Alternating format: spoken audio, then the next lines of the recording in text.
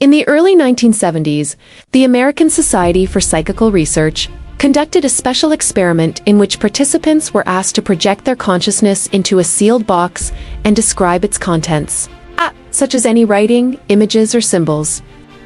In one experiment, when the researchers asked a male test subject what was inside the box, he replied that there was only darkness.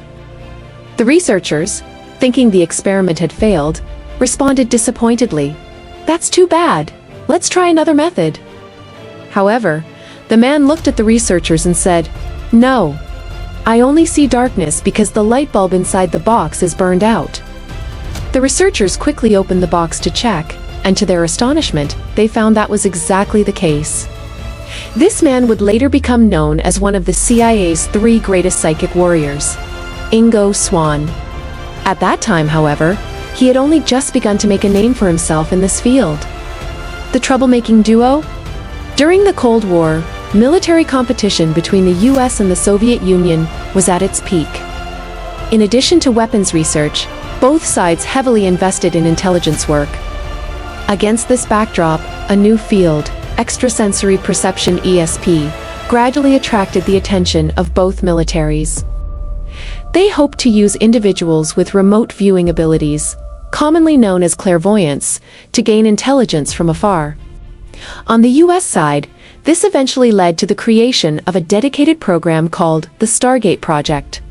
But as with many things, reality unfolded in unexpected ways. Although the CIA developed a psychic unit aimed at Soviet intelligence, their remote viewers kept accidentally uncovering the CIA's own secrets. What exactly was going on? What kind of secrets were they exposing?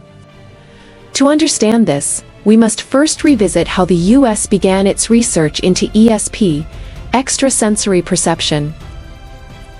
In 1972, at Stanford University, physicist Dr. Russell Targ and engineer Dr. Harold Puthoff published a recruitment notice. They were looking for people with extrasensory abilities to participate in their newly founded ESP project. Swann became the first participant. He claimed to possess powerful psychic abilities. Of course, talk is cheap, so even though he had some successful cases, Puthoff wanted to witness his abilities firsthand and arranged a test.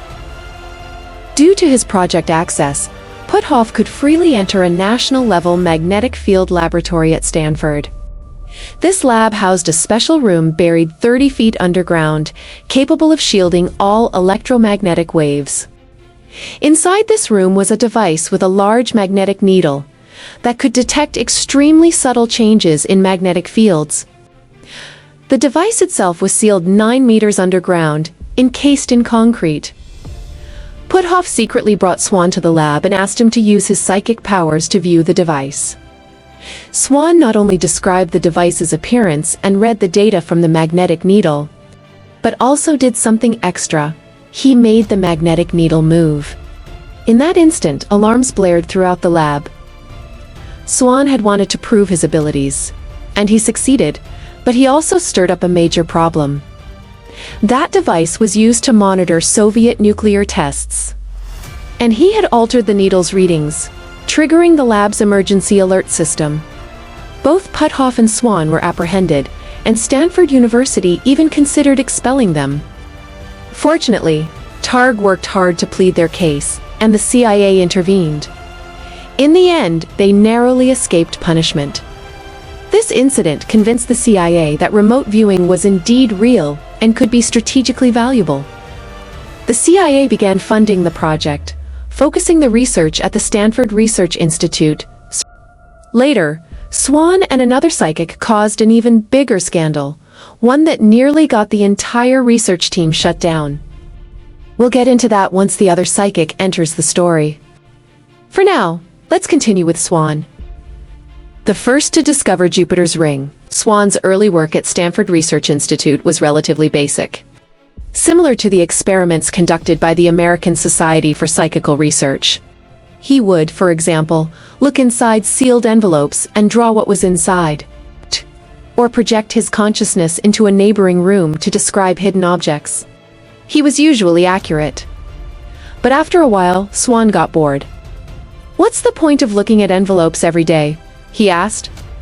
So, in early April of 1973, he proposed something more exciting to his SRI colleagues.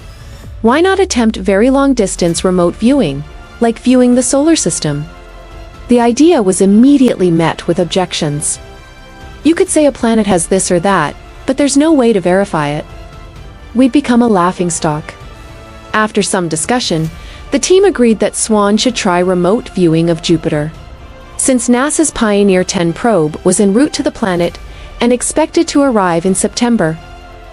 Once the probe transmitted its findings, they could compare them with Swann's observations to determine accuracy. So what did Swann see on Jupiter?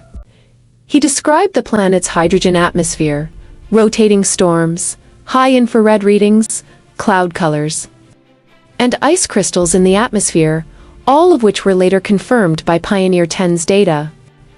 But Swann also reported something peculiar: a ring around Jupiter. He said he saw a faint ring within Jupiter's icy atmosphere, similar to Saturn's rings, but much smaller. No one had ever noticed this before, not even Pioneer 10. Had Swann made a mistake? In 1979, when the Outer Solar System probe Voyager 1 flew past Jupiter, guess what it discovered? A faint ring. So in theory, Swann could be considered the first person to discover Jupiter's ring, and this is backed by official records. Gradually, Swann's remote viewing abilities gained increasing recognition. Soon, a new and even more challenging mission would come knocking at his door. The mysterious Mr. A. The US and the Soviet Union competed for space dominance during the Cold War. One of their main targets was the Moon. As for what the astronauts discovered, both countries abandoned the idea of claiming lunar ownership. In his book Penetration, Swann describes a thrilling mission. It all began with a phone call. In late February 1975, a friend of Swann's from high-level Washington, someone interested and knowledgeable about extrasensory perception, called him. After a brief exchange, the friend said, "Mr. Axelrod will contact you. If possible, can you follow his instructions without asking any questions?" Swann was taken aback. "Who is Mr. Axelrod?" "I can't tell you," the friend replied. "I don't even know. But I hope you'll agree to follow his lead. This is very important, critical and urgent." The friend repeatedly reminded Swann that regardless of whether he agreed to Mr. Axelrod's request, he must never mention his involvement to anyone. Swann agreed and never revealed his friend's identity in the book. Since the name Mr. Axelrod is quite long and awkward to say, we'll refer to him as Mr. A from now on. After that call, Swann waited for Mr. A to get in touch. But nothing happened. Wasn't this supposed to be super urgent? Days passed, and Swann gradually forgot about it. Then, one night at the end of March, around 3 a.m., Swann was jolted awake by the phone. It was Mr. A. He asked, "Can you come to Washington by noon tomorrow? We know it's short notice, but we'd be grateful. All your time and expenses will be compensated." Swann was about to ask why noon specifically, but he remembered his friend's warning, "Don't ask questions." So he swallowed his curiosity and simply said, "Okay." Mr. A instructed him to go to the Natural History Museum and stand next to the large elephant under the central dome at noon. Someone would make contact. After saying this, Mr. A hung up, without even saying goodbye. Swann got up, drank some coffee, and started to worry. Why did he so foolishly agree to something so mysterious? It was still the Cold War. His research would definitely interest the Soviets too. What if the KGB Russian Committee for State Security was involved? If not for the trust he had in his high-level Washington friend, Swann might have backed out. He arrived early at the museum and pretended to be a tourist, wandering around. But due to anxiety, he was sweating profusely. At noon, he went to stand beside the massive elephant and pretended to study it closely. Suddenly, a voice behind him asked, "Mr. Swann?" As Swann turned, a card was held under his nose. It read, "Don't speak or ask questions." This is for both our safety." He looked up at the person, a young man who looked like a Navy recruitment poster model, his green eyes flashing coldly. Standing beside him was someone who looked exactly the same. Swann referred to them as the twins. The twins quickly and professionally confirmed Swann's identity, then escorted him to an unmarked vehicle. One twin handed him another card. "Don't speak. If you'd like, you may smoke a cigar." Once the car started moving, a third card was shown. "Please don't be alarmed. We need to search you for weapons or listening devices." Swann was angry. No one had ever treated him this way. He wanted to protest, but as he admitted in his book, he was too scared to speak. He just puffed on a cigar. Then came the fourth card. "We will take you by helicopter to a more remote location. Before we arrive, we will place a hood over your head, which will be removed once we reach the destination. If you're hungry, you may eat the provided sandwich." Swann thought, either I'm being kidnapped, or I'm about to experience something extraordinary. He chose to go along. Remote viewing the moon. After the helicopter landed, Swann was taken into a quiet building and escorted via elevator. When the doors opened, his hood was removed. Squinting to adjust to the light, he saw a kindly-looking man in front of him. The man introduced himself as Mr. A, though this was not his real name. Mr. led Swann to an office and reassured him there was no danger. He simply wanted Swann to help with a remote viewing project. He would be paid $1,000 per day, in cash.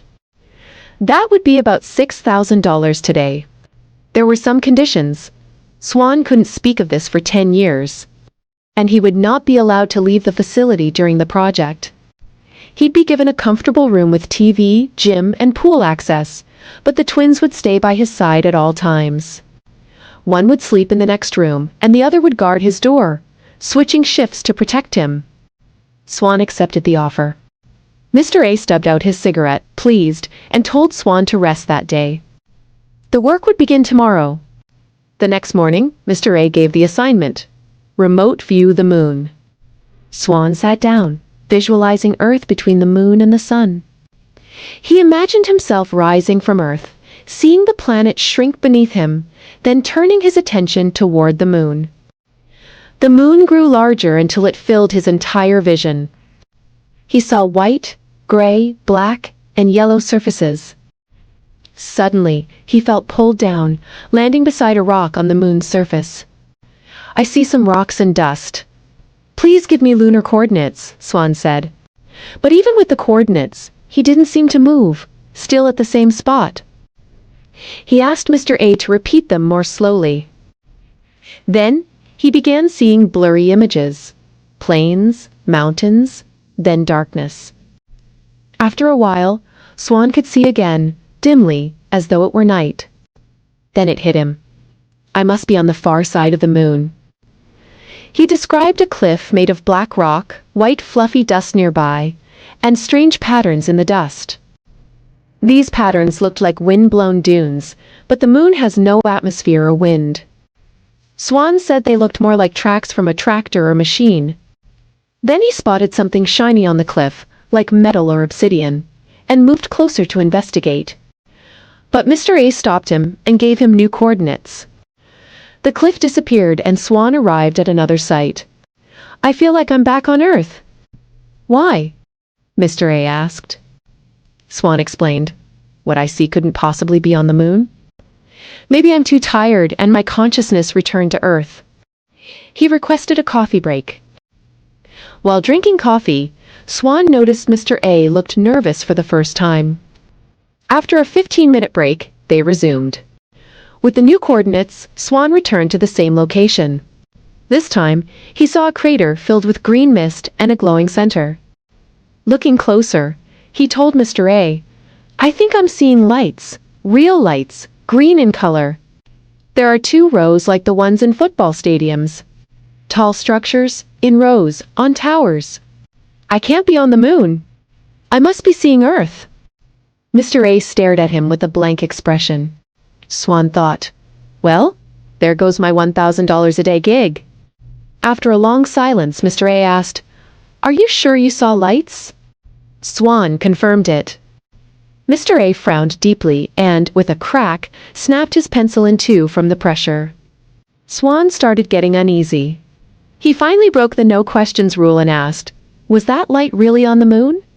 Did the Soviets build a base there and you're asking me to spy on it with psychic powers?" Silence. More silence. Swann asked to remote view the same location again. This time, he could estimate the tower height, roughly equal to the UN Secretariat building, about 150 meters tall.